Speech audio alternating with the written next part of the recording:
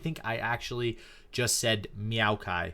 Okay, wow. I just got a cat apparently, so I think I got cats on my mind.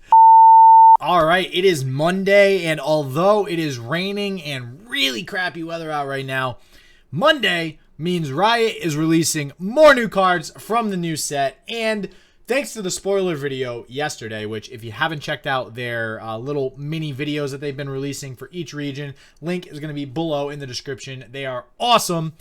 They're going to release some new stuff for Shadow Isles, and they did that earlier today. And much to no surprise of anybody, because a lot of people were kind of figuring this was going to be the next champion, Maokai is going to be the latest champion added to the Legends of Runeterra suite of champions. And I could not be happier with this champion design. He basically has an entirely new win condition on his own. We will get into that later. Before that, they also released a whole slew of Shadow Isles cards, which we're going to be going over in just a second. We also have yet another new keyword. So if you're new to the channel, my name is Justin, also known as Shit Just Works. If you are returning, welcome back. And today, we're going to be checking out some of these new Shadow Isles cards.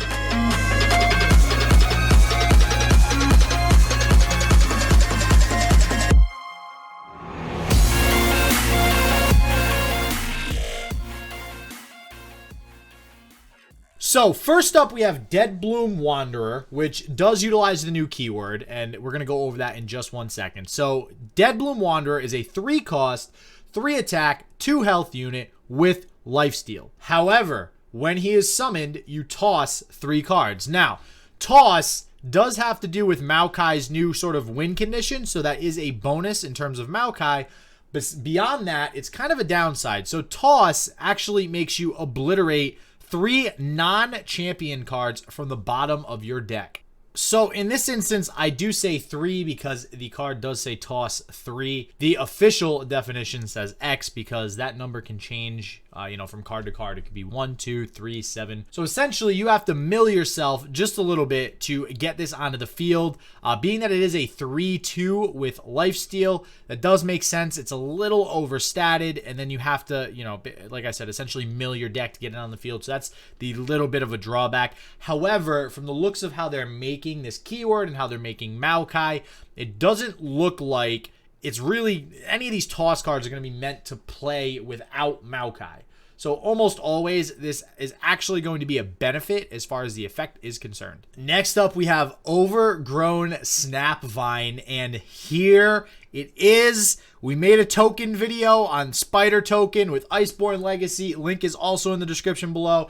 Ever since I made that deck, I've been talking about some new token decks beyond Spiders once they release new tokens. And once we get into Maokai, which we're going to see in a couple seconds, this card in particular is going to combo very nicely with Maokai. So we officially have another type of token deck. This card in particular, 7 cost 4/3, so very understated, but the effect kills anything you summon to summon another 4/3 copy. I will say, it does say kill it to summon, so obviously you can only kill it once. So I would imagine that this will not actually summon 2 copies. We shall see once we actually get our hands on the card.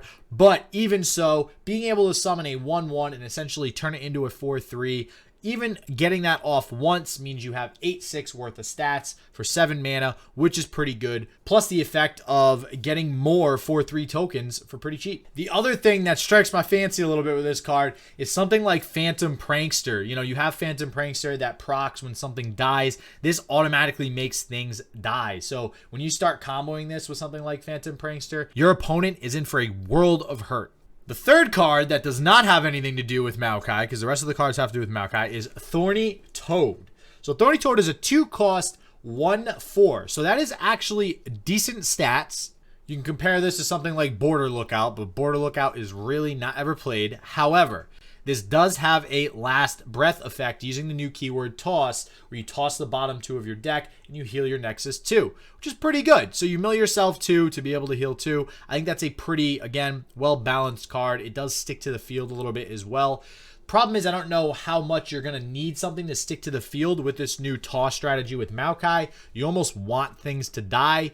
Or the other thing too is if you do combo this with something like Overgrown Snapvine, you immediately will get the Toad's effect. You'll heal yourself too, and then be able to replace it with a 4/3. So there's a lot of different ways you could use this card. Right off the bat though, I don't think, at least from what the strategy looks like it's trying to do with Maokai, which we're going to get to in a second, with the way this strategy is going, I don't think that this card will see too much play. But again, we haven't seen the whole set, so we'll see. All right, before we get into Maokai, do not forget to smash the like button, and if you're new, hit the sub button. I'm always releasing Runeterra content, and as they release these spoilers, I'm going to be releasing videos same day to review these cards. All right, bam, we have some Maokai, and I am excited. He is completely like his own win condition. It sounds like a super fun win condition too. Whether or not it'll be good, we shall see. Anyways, let's start with his champion spell. So his champion spell is Sap Magic, which is a 3-cost burst speed champion spell. Now, I'm going to throw this out there. It is not confirmed that this is his champion spell. It's a pretty good educated guess. It seems to be that they're always releasing the champion spell or a spell alongside with the champion. I don't see why it wouldn't be the champion spell. Same thing with the Sejuani review. That link is also in the description below if you want to check out the new Sejuani cards that were revealed. So I am just kind of guessing that this is his champion card, but even so, Sap Magic, 3-cost, burst spell. Toss the bottom 3 again of your deck that are non-champion cards. Remember that keyword, and you heal all allies 3. And this includes, obviously, your Nexus. So this is pretty good. I mean, getting a board-wide heal 3 is very, very good, even for tossing 3. I could see this being splashed into non-toss oriented decks. Maybe even like a control deck, just for the sake of having, you know, that much heal in the deck. Seems pretty good. Overall, seems like a good card, and again, goes towards the whole Maokai toss strategy. All right, the moment you have all been waiting for, Maokai. So Maokai level 1 is a 4-cost 1/4 champion. So right off the rip, doesn't seem like that good of stats, right? Seems a little understated. His effect also doesn't really even seem to make up for the stats on his own, right? So his effect is every time you summon an ally, you toss 2 and summon a sapling.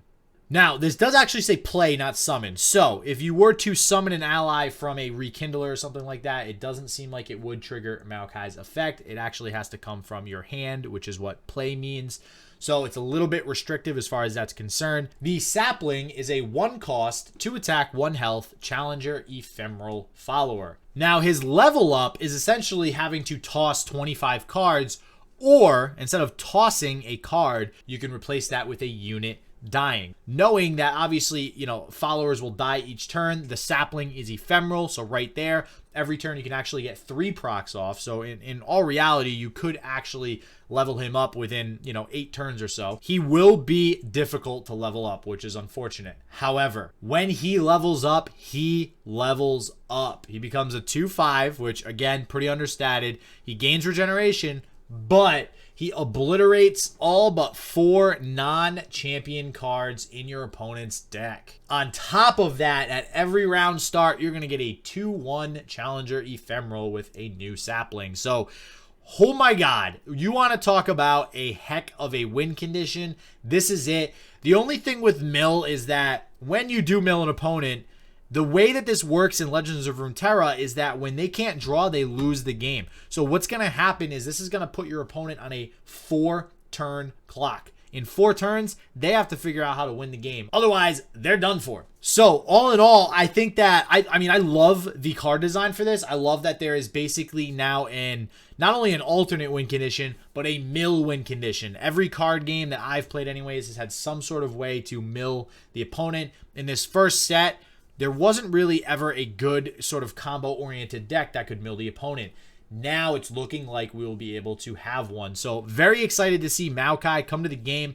Very excited to start building some crazy mill combo decks with him. And I promise you, when that happens, you will be the first ones to see it on this channel. And that's it for today's spoilers. We also got some patch notes that released today. So I'm going to be working on another video to come out with those patch notes. Hope you guys enjoy it. Hope you guys like all these spoilers and all the stuff happening in Legends of Runeterra right now.